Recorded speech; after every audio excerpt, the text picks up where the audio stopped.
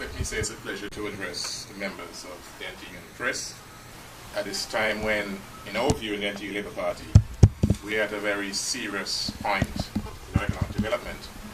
And only people that is fully informed about the dangers which exist can be mobilized to take relevant action to safeguard not only our own future, but the future of our children. What I want to do in a very quick and short way, because we hope to get questions to clarify points we want to make, is to give you a very quick summary as to how we see the economy, where the economy is, what is the immediate short-term future of the economy, and give you a quick overview as to some of the things and alternatives which this government need to take to improve conditions. We're going to suppress it and compress it a little bit in terms of time. As we all know, the Antigua Labour Party lost power in 2004, and the Antigua Labour Party lost power at the time when the economy was performing fairly well in terms of economic growth. In fact, we've had 28 years of continuous growth, except for the year of Hurricane Lewis, and we had unemployment below 10%, and we had a pipeline of investment projects. The Antiguan economy enjoyed a 30-year virtually period of success based on about three fundamental factors: prioritizing growth, prioritizing employment, and prioritizing the human development. And the prioritization of the human development was embodied in a social policy which focused on health, education, and job creation, as well as, of course, access to affordable land that they can build shelter. That was the model which made Antigua the shining example in the OECS. It was the model which made Antigua the example which other countries in the OECS sought to follow to try to emulate our growth and our prosperity.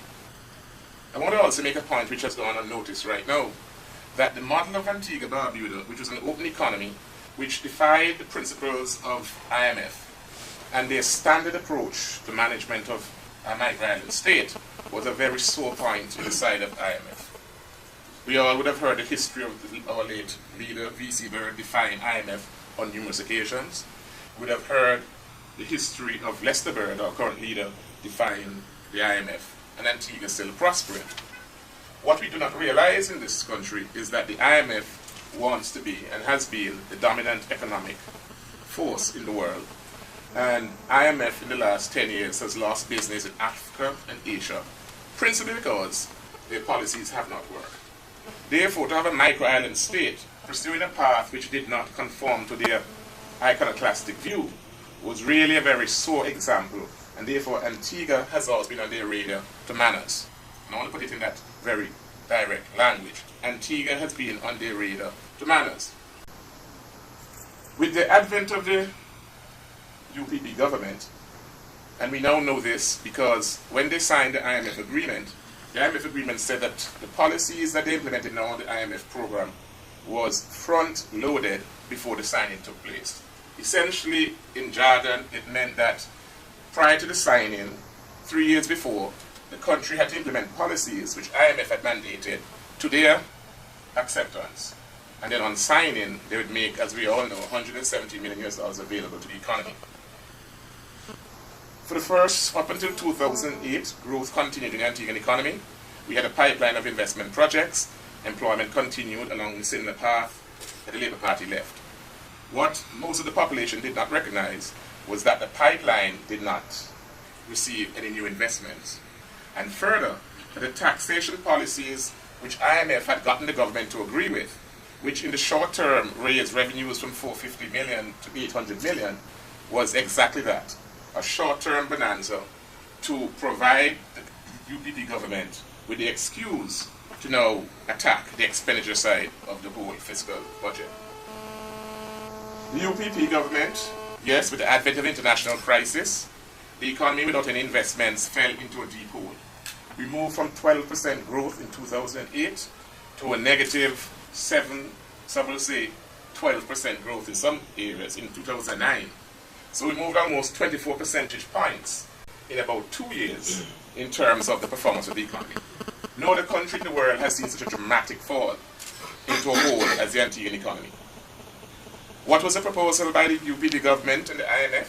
The proposal was a standard IMF program of fiscal balance, where they will focus on balancing the budget through increasing taxes and cutting revenues. That approach has been pursued for the last 2.5 years. And as we all know, the UPD government says that it is the best approach to correcting the imbalance and bringing back prosperity. Our simple point is that after 2.5 years, this is a 3-year program, we now have enough concrete evidence to decide, even if you're not convinced before by our argumentation, as to what the effect of that IMF adjustment policy has been. Quickly, the data, the macro data, is very clear. Unemployment has moved to 25%, and the proxy we use is simply, in 2008, Social Security had over 45,000 paying contributors, and in January of 2011, that number is down to about 3,300 contributors. That is one of the hard data, 1,000 contributors. That is one of the hard data we have used. Of course, we live here, and we know of all the businesses that have gone out of existence. So the first macro number is that unemployment has reached an unprecedented level. That, as we have said before, was one of the underpinning of the economy. There are no investments, either local or foreign. Most dangerously, our indigenous banks are on the edge, with the UPP government agreeing with the central bank to force these indigenous banks into a consolidation program, which will see one indigenous bank across the entire OECS, and which will result in loss of jobs. I want to point you to the fact that for the past 15 years, Antigua's financing has come primarily from indigenous banks, where between both governments, we have borrowed up to $1 billion from these indigenous banks. A consolidation of these banks into one institution, therefore, has tremendous implication for not only government finances, but also for the private sector, as we all know, which borrowed heavily to do retail sector, to do housing, to do mortgages, to do education. Sadly, another major institution has now been left floundering. That is the Social Security. Because of the high unemployment and the rapid drop in Social Security contributions, and the fact that the UPP government, like the ALP government, did not pay its contribution into the fund, the Social Security is on the verge of bankruptcy. They have moved from $120 million fixed deposit cash in 2004, and today they are now down to $34 million in cash. And they're losing money at the rate of $14 million a year. It's very simple division to know that if you're going to lose money at $14 million and you only have cash of 34, it will not last a very long time. The actuary and all the actuaries and all the professionals who have looked at it have said that the government needs to put in the amount of money it owes into the fund. That has been agreed to by both parties as about over $600 million. In spite of the fact that Social Security is going to go broke in about 3 years, the UPP government, through its Minister of Finance, signed an agreement which will essentially provide Social Security money over 30 years with a 1% interest.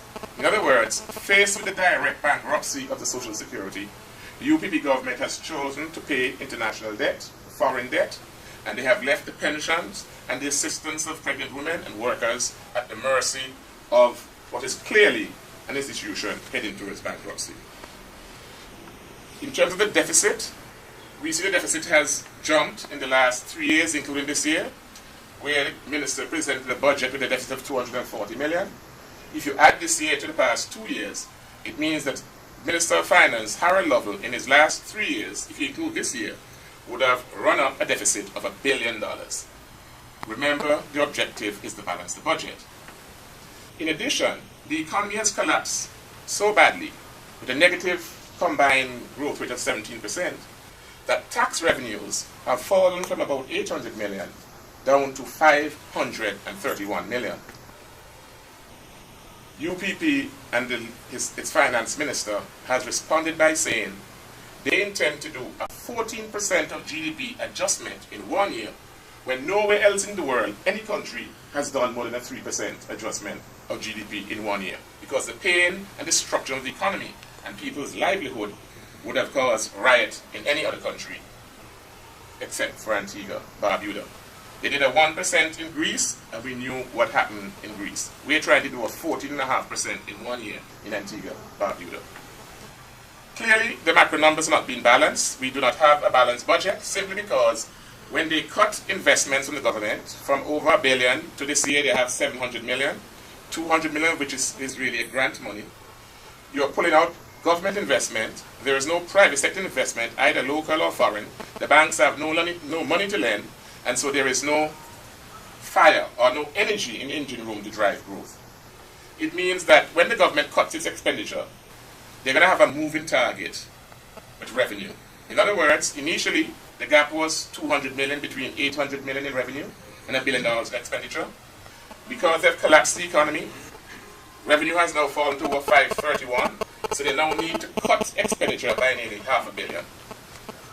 Our view is the economy will only reach a balance when we reach about 400 million in revenue. In other words, we have greater depression, greater hardship, more unemployment which will come.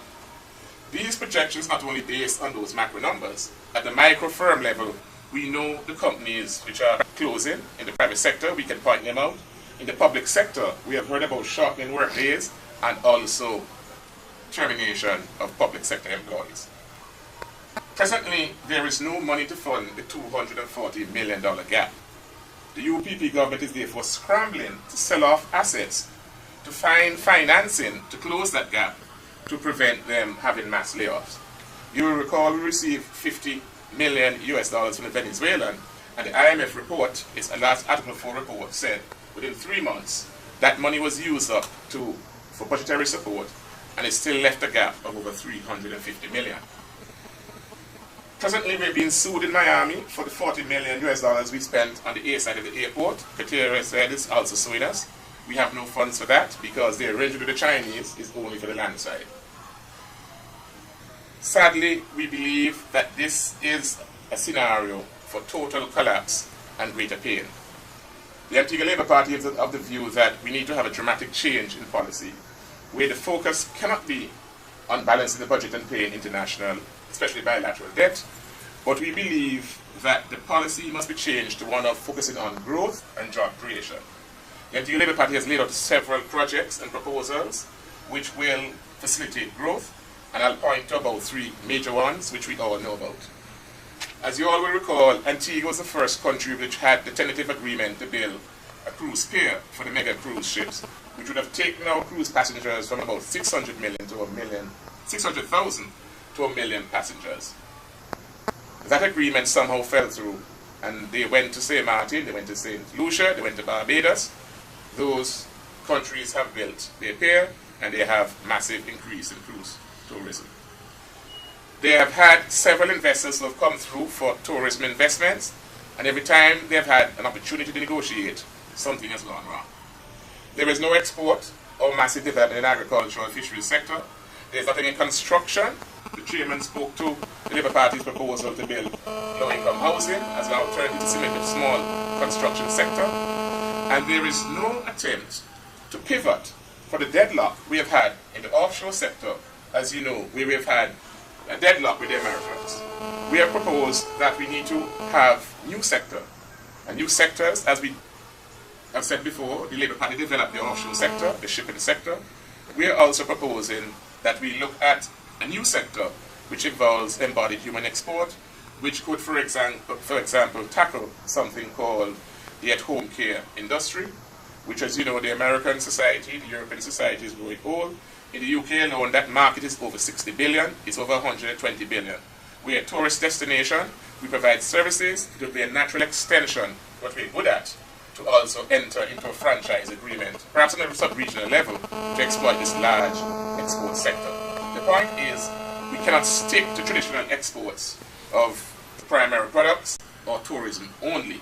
We are a service industry, and we must look for additional services for deep markets that we can treat with. To summarize quickly, the IMF policies is clearly not working. The approach, it is not working. The numbers prove that. The IMF itself said in its last Article 4 that without major tourism investments, this policy and this approach will collapse. They have therefore provided themselves with an excuse for the failure of their program to place the blame on the UPT government. The Antigua Labour Party is quite ready and prepared to take the challenge of rescuing this economy. We have a history of doing that since 1950s. From colonialism, we did it again in 1976, and we are quite ready and willing to do so. We expect, though, that the media will examine the points we have made. We can point them to documentation, to facts, to figures, and they will join the whole battle of asking the tough questions to the government and providing information through their own media outlets to the people of Antigua Barbuda. Because we all know a failed economy will take us all down, and it is very difficult when an economy goes below a certain level to have prosperity return in a short while. Thank you very much. Thank you very much, Mr. Weston, for your